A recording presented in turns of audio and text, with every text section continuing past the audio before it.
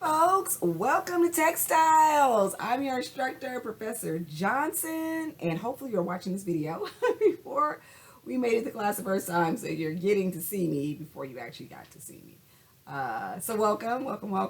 I just want to give a brief introduction to me and kind of what the class is about, but of course you're going to get this when we all get to class. So I was a Chafee student many moons ago. I'm not going to date myself because I don't look my age, so I'm not going to tell you when. I was a Chafee student a long time ago and did everything wrong. Never saw a counselor, didn't get an ed plan, just took whatever I wanted to take and transferred when I was ready to transfer. I did myself a disservice. I transferred to San Diego State. Ultimately, I stayed at San Diego State for 3 years instead of 2 because I took a bunch of classes that fulfilled the same requirement. Don't regret being at San Diego State for 3 years though. San Diego is one of the best places to live on earth. So I went to San Diego State. My undergraduate degree is in history, and until I started teaching fashion about 5 years ago, I did not make a penny off that degree.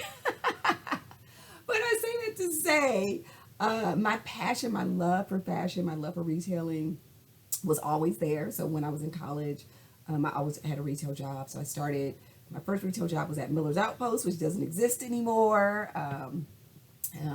I worked retail all through college, and then when I graduated, I started working at Nordstrom's.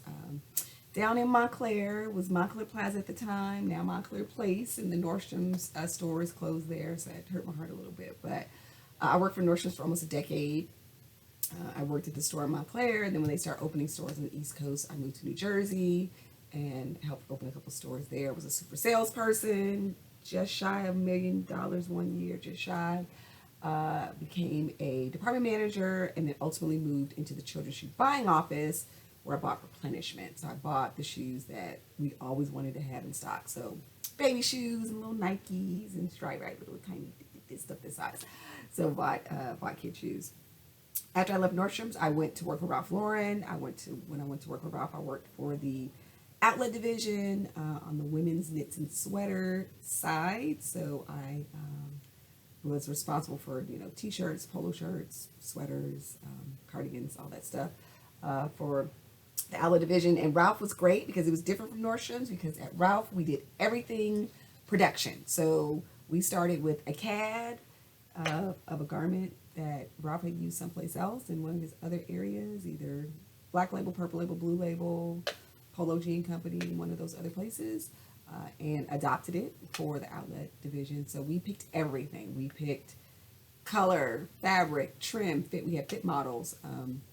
We did all the production, so we also did work with the factories to get things on time. So it was a lot. That was a lot of moving pieces. It was a much different production, but we were very successful at it. At the time that I was with Ralph, we developed 2 staples that they still have in their store right now. So the V-neck T-shirt with the player on it was something that was developed under my tenure, and then the slim fit polo shirt. So they had slim fit polo shirts in the full price stores, but never in the outlet division. So those are staples you will always see in Ralph.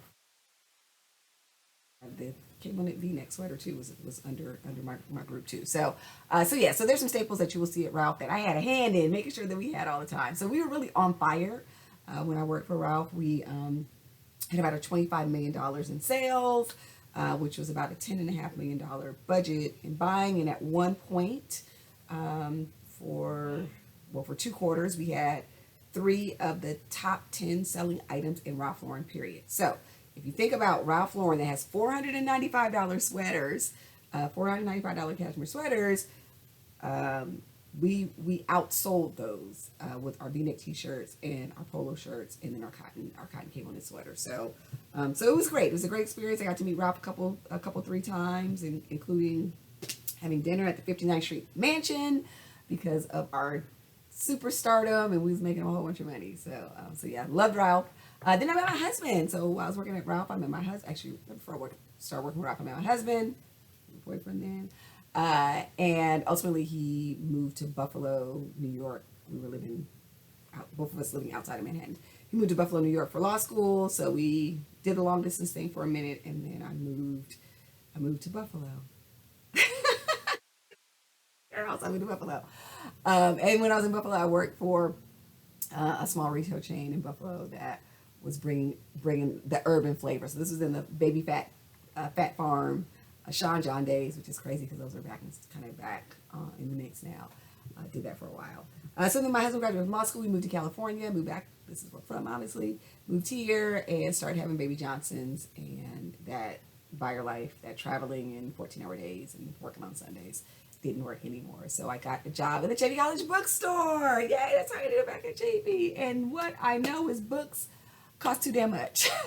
Me too. So at least for this class, you have to buy a book for this class. But the books that you're going to use for this class will be resources that you will use throughout your career. So I did source the best price book for you. So I was very thoughtful about ensuring that the book was going to be a good price. Okay. So yeah.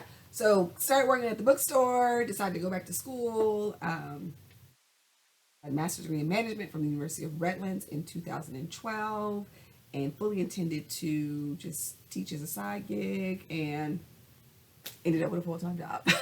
So initially I started teaching entrepreneurship and retail merchandising on the business side. So there's a version on the business side. So I really teach all these fashion classes with an entrepreneurial mindset. You are all creatives, right? So I want to make sure that you are creative, but you make money. The word struggling artist, it doesn't have to be that way. You don't have to be a struggling artist. I mean, you can monetize your passions, okay? So I started teaching, and I'm at my first love. I'm at fashion, which is my absolute first love. So I'm excited that we are on this journey together, okay? If you are a fashion merchandising major, you will see me plenty. I teach the majority of classes in the major. If you're fashion design, I'll be in and out. It depends on what class you take, but you will definitely see me again. So I'm really excited that you're here on this journey. Being creative is hard. Folks may not understand that you can make a lot of money at this, but that is hard work. And I'm gonna be honest with you. Starting off, it's gonna be little money, but then it gets like this. All right. So that's what you need to know about me right now. You know what to do. Actually, you don't know what to do. The next thing to do is hit next and check out the next video for this module. All right, I'll see you on the other side.